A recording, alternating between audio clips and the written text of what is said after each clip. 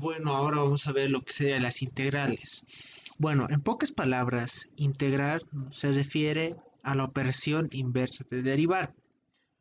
Un ejemplo claro que podemos encontrar sería, por ejemplo, que la factorización es la operación inversa de la multiplicación.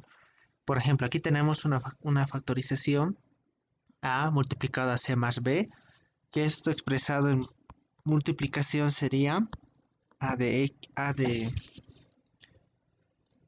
c más a por b. Entonces, si miramos de izquierda a derecha, sería una multiplicación. Y si vemos de derecha a izquierda, lo que veríamos sería una factorización. Entonces, más o menos vemos cómo la multiplicación y la factorización son una función inversa de otra. Entrando a lo que sería derivadas e integrales, podemos ver, por ejemplo, aquí tenemos esta función. Si esta función la derivamos va a ser igual a 6x, ¿verdad? Entonces es por eso que si vemos de izquierda a derecha, vemos lo que es la derivada. Ahora, si nosotros vemos de derecha a izquierda, vamos a encontrarnos con la integral. Entonces, ¿qué quiere decir esto? Quiere decir que esta función de 3x al cuadrado, o también llamada la integral primitiva, cuando nosotros derivamos, nos da el resultado de 6x. Pero cuando nosotros integramos 6x, el resultado es 3x al cuadrado.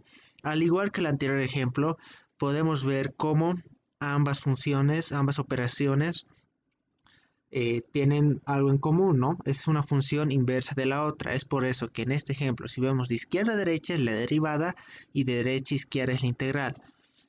Muchas veces por eso se dice que para integrar se debe primero aprender a derivar, ¿no? Por ejemplo, ya una vez entrando a lo que sería en la introducción, ya podemos ver una tabla de integrales, que al igual de las derivadas, esta contiene con ciertas funciones que a simple vista ya podemos encontrar el resultado. Por ejemplo, tenemos primero las integrales comunes, como cuando la integral de un número, o en este caso 1, es la misma variable, a diferencia de las derivadas que era simplemente el número. Aquí podemos ver el primer ejemplo. Por ejemplo, si aquí tenemos una constante a diferencial de x que va a ser igual va a ser igual a la constante multiplicada a la variable, que en este caso es x. Incluso 3 de x, que es igual a 3x. Luego tenemos las integrales potenciales. Cuando tenemos la variable elevado a un número, la integral de esa función es la variable con el índice o con el exponente sumada en una unidad, y esa operación superior que podemos encontrar en este aspecto, esa operación superior se la pone en el numerador. Entonces esta sería una regla básica que tenemos que cumplir, que cuando tenemos una variable elevada a un exponente, la integral es la misma variable elevada al exponente sumado en 1, y en el numerador va lo que sería la misma operación del exponente, ¿no? Ya aquí al lado podemos ver lo que sería un ejemplo un poco más detallado, ¿no? Podemos ver que 5 por x al cubo es igual a 5 por x. Como está elevado al cubo, le aumentamos en 1, sería 3 más 1, y en el denominador copiamos lo mismo, 3 más 1. El resultado sería 5x a la cuarta sobre 4. Cuando tenemos una variable por delante, esta variable puede salir, es decir, que podríamos expresarle 5 multiplicado 5 multiplicado lo que sería el valor, ¿no? En este caso x al cubo. Entonces simplemente podemos sacar la constante. Ya pasando un poco a lo que sería el logarítmico, en este caso podemos ver cuando tenemos la integral de 1 sobre x, diferencial de x directamente es logaritmo neperiano de x. Cuando tenemos, por ejemplo, la integral, en este caso en vez de 1 sobre x, de 4 sobre x, podemos aplicar lo mismo que hemos visto aquí. Sacamos el exponente y aplicamos lo mismo, es decir, sería 4 por 1 sobre 4 por logaritmo neperiano de x, ¿no? A los exponenciales, toda la vida, la integral de e a la x siempre va a ser e a la x, al igual que las derivadas. Cuando tenemos una constante, igual no pasa nada, no cambia solo se multiplica. Ya pasando a las funciones seno y coseno, tangente y cotangente, podemos ver lo siguiente. Por ejemplo, en las derivadas, la integral de seno es menos coseno, la integral del coseno es seno, la integral de la tangente, bueno, la integral de 1 sobre coseno cuadrado de x es igual a la tangente de x, la cotangente, el arcocoseno y el arcotangente. Entonces podemos ver con esta tabla de integrales que nos facilita realizar operaciones, ¿no? Pero las más comunes que podemos encontrar son las potenciales, las logarítmicas, las exponenciales, seno y coseno. Esas son las funciones que reiteradamente vamos a ver, ¿no? Entonces ya, una vez viendo eso, podemos dar un preámbulo. Cuando tenemos la integral de 6 de x diferencial de x, esto por ende, como ya hemos visto en las integrales, sabemos que este 6 lo podemos sacar, integramos x diferencial de x, que el resultado sería 6 por x cuadrado sobre 2, 1 más 1, 2, y copiamos el exponente, ¿no? Si simplificamos, esto nos va a dar igual a 3x al cuadrado. Pero ¿por qué se pone más c? En este caso esta integral no está definida. Para entender este término tenemos que pasar a un ejemplo. Supongamos que tenemos los siguientes casos: 3x al cuadrado más 10, 3x al cuadrado menos 2 y 3x al cuadrado. En esos tres casos, si integramos, si derivamos, va a ser 6x más 0. Y en este caso 6x menos 0 y 6x. Entonces, al realizar esto, vemos que tienen en común esta parte, que sería la integral, ¿no? Pero al derivar nos daría este resultado. Entonces, como no sabemos el valor que tenían previamente en lo que sería lo que hemos llamado la integral primitiva, que sería todo esto, aquí vemos que varía. Entonces es por eso que el resultado siempre se va a poner una c, que simboliza esa constante que no sabemos cuál es el valor en las integrales indefinidas, ¿no? Ahora, ya pasando a ejercicios ya un poco más,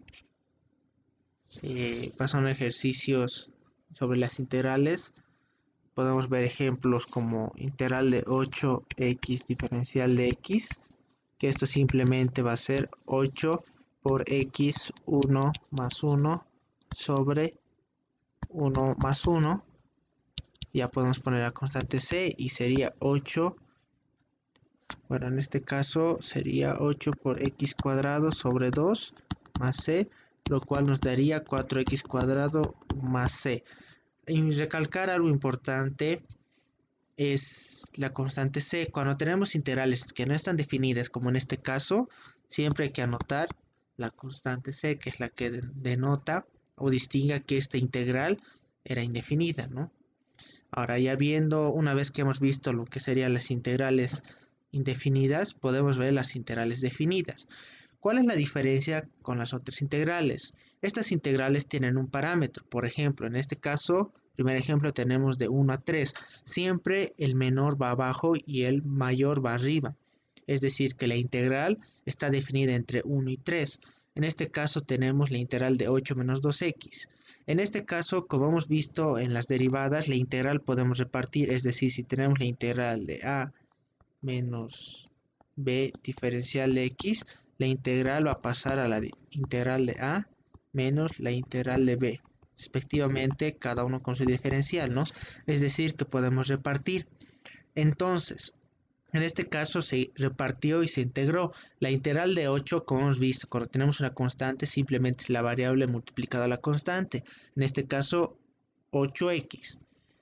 Menos la integral de 2x sería x cuadrado. ¿Por qué? Sería 2x cuadrado sobre 2. 2 se simplifica con 2 y sería x cuadrado.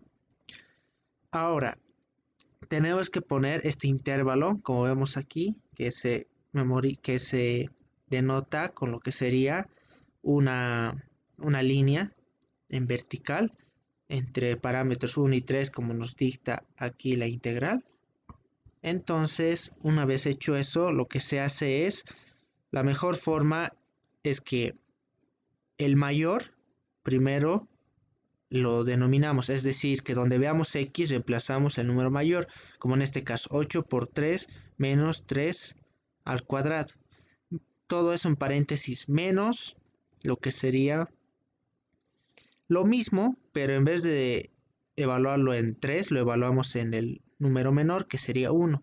Obviamente con el signo de menos. Es por eso que se agrupa para indicar que se está restando a todo esto. Si realizamos la operación, nos da el siguiente resultado, que sería en este caso 8 unidades, ¿no? En el siguiente ejercicio podemos ver lo mismo con la diferencia de que tenemos un intervalo entre 0, 0 y 1, ¿no? Entonces, ¿qué es lo que hacemos? Al igual que el primer paso, vamos a repartir las integrales. La integral de x cuadrado sería x al cubo sobre 3, menos la integral de 4x, que sería 2x al cuadrado, y la integral de 3, que sabemos que es 3x. Entonces, al evaluarlo, lo que denotamos aquí es que como hay 0, sabemos que todo el siguiente término que lo evaluemos en 0 nos va a dar 0. Es por eso que primero evaluamos con 1, que es el número mayor, que sería 1 sobre 3 menos 2 por 1 más 3 por 1, menos 0, que sería que este 0 lo reemplazamos aquí. Si reemplazamos aquí es 0. 0 menos 2 por 0, 0. Más 3 por 0, 0. 0 menos 0 más 0 nos da 0. Y el resultado de esta operación sería 4 tercios. Como vemos aquí, la principal diferencia es de los intervalos. Como hemos visto, se denotan con una fracción, con una línea, ¿no? Entonces, eso es muy importante darse cuenta, ya que esto nos ayuda mucho a lo que sería denotar, ¿no? Entre la que serían las integrales definidas y las integrales indefinidas. Entonces, una vez ya viendo esos aspectos, podemos entrar, por ejemplo, a este ejercicio, que como vemos tenemos la integral de 0 a pi de la siguiente función, 1 menos coseno de 2x sobre 2, lo cual podemos, el 2 en este caso lo podemos repartir, nos repartimos en lo que sería el denominador, lo repartimos a un medio menos la integral de coseno de 2x sobre 2. Simplemente estamos repartiendo, como en este caso que hemos visto, en esta parte hemos repartido la derivada, porque es suma y resta con el denominador. Una vez hecho eso, en el primer caso, la derivada de un medio de x, diferencial de x sería x medios, porque sería solo 1, ¿no? Y al multiplicar sería x medios. Menos la integral del coseno cuadrado, coseno de 2x sobre 2. Esto está por tablas. Esta operación nos sale de lo que sería una operación directa, que nos dice que debemos integrar el coseno, en este caso sería seno, sobre 2x y abajo lo elevamos a lo que sería la base, en este caso 2, 2 al cuadrado, 4, ¿no? Entre 0 y pi, ambos tenemos que evaluarlos.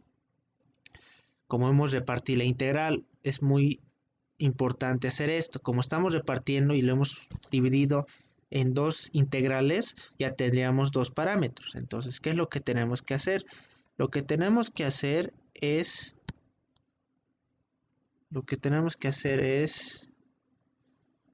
en este caso, como vemos, lo primero que debemos hacer es evaluarlo entre 0 y pi. En el primer caso, el 1 medio lo podemos sacar porque es una constante y le evaluaríamos entre pi y menos 0, ¿no? En el caso de 0 no se hace nada porque hemos visto que si lo evaluamos nos va a dar 0. En el segundo caso nos daría menos un cuarto por el seno de 2pi menos seno de 0. Anotamos seno de 0 porque este seno de 0 está definido entre lo que serían las funciones trigonométricas. Entonces, lo que tenemos que darnos cuenta es que en esta parte hemos factorizado el un cuarto porque sería el denominador, como en el otro caso, ¿no?